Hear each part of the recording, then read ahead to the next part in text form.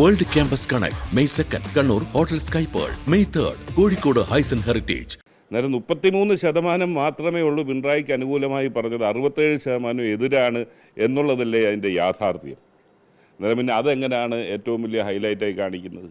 100-ൽ കൂടുതൽ കിട്ടുമെന്നാണ് എൻ്റെ ഒരു വ്യക്തിപരമായ റീഡിങ്. ഏതെങ്കിലും ഒരു വ്യക്തി ഒറ്റപ്പെട്ട ഒരു പ്രതികരണമോ ഒരു അഭിപ്രായമോ പറഞ്ഞിട്ടുണ്ടെങ്കിൽ അതൊരു കോൺഗ്രസിൻ്റെ ചർച്ചയായി മാറുന്നത് എങ്ങനെയാണ്? കോൺഗ്രസ് ലീഡർഷിപ്പ് ഇടപെട്ട് അന്നേരം തന്നെ അത് കറക്റ്റ് ചെയ്യുകയും ചെയ്തു.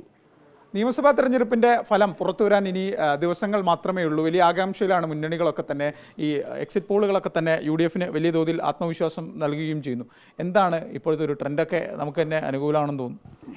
എക്സിറ്റ് പോളുകൾ ഒരു സൂചന നൽകുന്നു, ഒരു പോപ്പുലർ മൂഡിൻ്റെ ഒരു സൂചന നൽകുന്നുവെന്ന് മാത്രമേ ഞാൻ കാണുന്നുള്ളൂ. ഞാൻ ഇപ്പോഴും വിശ്വസിക്കുന്നത് ഇവർ ഈ പറയുന്നതിലൊന്നും നിൽക്കത്തില്ല UDFൻ്റെ സീറ്റുകളുടെ എണ്ണം എന്ന് ഉറച്ച് വിശ്വസിക്കുന്ന ഒരാളാണ്. അത് മുൻപ് ഒരിക്കലും കണ്ടിട്ടില്ലാത്ത ഒരു സ്ഥാനാർത്ഥി എന്നുള്ള നിലയിൽ ജനങ്ങളുടെ ഇടയിലേക്ക് ഇറങ്ങി ഒരു മാസത്തിലേറെ അവരുമായി ആശയവിനിമയം നടത്തിയതുകൊണ്ട് തന്നെ മുൻപ് ഒരിക്കലും കണ്ടിട്ടില്ലാത്ത നിലയിലേക്കുള്ള ഒരു പിണറായി വിരുദ്ധ വികാരം തന്നെ സമൂഹത്തിലുണ്ട്. അത് പ്രതിഫലിക്കും. അത് പ്രതിഫലിക്കുമ്പോൾ സീറ്റുകളുടെ എണ്ണത്തിൽ ഗണ്യമായ മാറ്റം, വർധന ഇതിനേക്കാൾ ഉണ്ടാകും. അതായത് ഇപ്പോൾ എക്സിറ്റ് പോളുകൾ നോക്കുന്ന പ്രിയപ്പെട്ട മുഖ്യമന്ത്രി അല്ലെങ്കിൽ ഏറ്റവും കൂടുതൽ ആളുകൾ വോട്ട് ചെയ്ത മുഖ്യമന്ത്രി പിണറായി വിജയനാണ്. പക്ഷേ മുന്നണിയായിട്ട് വരുന്ന അധികാരത്തിൽ വേണമെന്ന് ജനങ്ങൾ ആഗ്രഹിക്കുന്നത് UDF എന്നും പറയുന്നു. അപ്പോൾ അതിലൊരു പരസ്പര വിരുദ്ധതയില്ലേ? അതൊക്കെ നിങ്ങൾ കൊടുക്കുന്ന വ്യാഖ്യാനമല്ലേ. 33% പിണറായിക്ക് അനുകൂലമായി ചെയ്തു എന്ന് പറഞ്ഞാൽ 67% വേറെയല്ലേ. അതിൽ കോൺഗ്രസിൻ്റെ പല നേതാക്കന്മാരുടെ പേരിടുമ്പോൾ അത് ഫ്രാഗ്മെൻറ്റഡ് ആകുകയല്ലേ. അന്നേരം 33% മാത്രമേ ഉള്ളൂ പിണറായിക്ക് അനുകൂലമായി പറഞ്ഞത്, 67% എതിരാണ് എന്നുള്ളതല്ലേ അതിൻ്റെ യാഥാർത്ഥ്യം. അന്നേരം പിന്നെ അതെങ്ങനെയാണ് ഏറ്റവും വലിയ ഹൈലൈറ്റായി കാണിക്കുന്നത്? ഈ മുഖ്യമന്ത്രി ചർച്ച വലിയ തോതിൽ കോൺഗ്രസിൽ നടക്കുന്നുണ്ട്. അപ്പോൾ RSPക്ക് അതിൽ എന്തെങ്കിലും അഭിപ്രായം പറയാനുണ്ടോ? കാരണം കുട്ടി ജനിച്ചിട്ടില്ല, അതിനു മുമ്പേ ചർച്ചയാണ്. അല്ല, കോൺഗ്രസിൽ അങ്ങനെ ചർച്ച ഏതെങ്കിലും തലത്തിൽ നടന്നതായിട്ട് എനിക്കറിയില്ല ഇത്രയും ദിവസമായിട്ട്.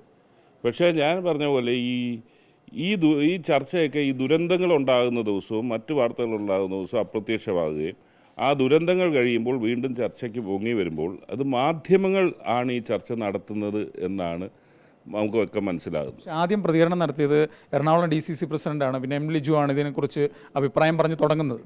അല്ല, ഒറ്റപ്പെട്ട പ്രതികരണം ഉണ്ടായിട്ടില്ല എന്ന് ഞാൻ പറയുന്നില്ല. പക്ഷേ കോൺഗ്രസിൽ ചർച്ച നടക്കുന്നു. ഏതെങ്കിലും ഒരു വ്യക്തി ഒറ്റപ്പെട്ട ഒരു പ്രതികരണമോ ഒരു അഭിപ്രായമോ പറഞ്ഞിട്ടുണ്ടെങ്കിൽ അതൊരു കോൺഗ്രസിൻ്റെ ചർച്ചയായി മാറുന്നത് എങ്ങനെയാണ്? കോൺഗ്രസ് ലീഡർഷിപ്പ് ഇടപെട്ട് അന്നേരം തന്നെ അത് കറക്റ്റ് ചെയ്യുകയും ചെയ്തു. പിന്നെ കോൺഗ്രസിൻ്റെ ഒരു തലത്തിലും ചർച്ച നടന്നിട്ടില്ല. മാധ്യമങ്ങൾ ചർച്ച നടന്നുകൊണ്ടിരിക്കുന്നു. മാധ്യമങ്ങളുടെ ചില ചോദ്യങ്ങൾക്ക് അറിയാതെയാണെങ്കിലും അല്ലെങ്കിൽ അതിന് മറുപടി പറയാൻ ഉള്ള വൈദഗ്ധ്യം ഇല്ലാത്തവർ കയറി അത് അജണ്ടയുടെ ഭാഗമായി പ്രതികരിക്കുന്നു, അത് ചർച്ചയാണെന്ന് വ്യാഖ്യാനിക്കുന്നു. അങ്ങനെയുള്ള ഒരു ചർച്ചയും കോൺഗ്രസിൽ നടന്നിട്ടില്ല. 4-ാം തീയതിക്ക് ശേഷമേ നടക്കത്തുള്ളൂ. ഈ കൊല്ലത്ത് ചില ദൃശ്യങ്ങളൊക്കെ കാണിച്ച് പുറത്തു വന്നിരുന്നു, വോട്ട് കച്ചവടം എന്നൊക്കെ പറഞ്ഞുകൊണ്ട്. അത് ഗൂഢാലോചന അങ്ങനെ എന്തോ സംശയിക്കുന്നുണ്ടോ? ഇല്ല, ഞാൻ അതിനോടൊന്നും പ്രതികരിക്കുന്നില്ല. ഞാനതൊക്കെ പാർട്ടി തലത്തിലുള്ള സംഘടനാ തലത്തിൽ കൊല്ലം മണ്ഡലം കമ്മിറ്റിയും ജില്ലാ കമ്മിറ്റിയുമൊക്കെ ആ കാര്യങ്ങളെക്കുറിച്ച് പഠിച്ചിട്ട് അവരതിന് ആവശ്യമായിട്ടുള്ള പ്രതികരണം നടത്തുന്നതായിരിക്കും. പ്രതികരണം ആവശ്യമുണ്ടെങ്കിൽ നടത്തുന്നതായിരിക്കും. എന്തായാലും 100 സീറ്റ് തേടി തന്നെ ജയിക്കും, ഇപ്പോഴും ആത്മവിശ്വാസമാണ്. 100-ൽ കൂടുതൽ കിട്ടുമെന്നാണ് എൻ്റെ ഒരു വ്യക്തിപരമായ റീഡിങ്. 100-ൽ കൂടുതൽ ലഭിക്കും എന്ന് തന്നെയാണ് റീഡിങ്. എന്തായാലും 100-ലധികം സീറ്റ് നേടി ഇപ്പോഴും UDF അധികാരത്തിൽ വരുമെന്നാണ് ഷിബു ജോൺ പറയുന്നത്. വീഡിയോ ജേർണലിസ്റ്റ് അബു താഹിറിനൊപ്പം reporter AV Jayashankar, in reporter, Kollam.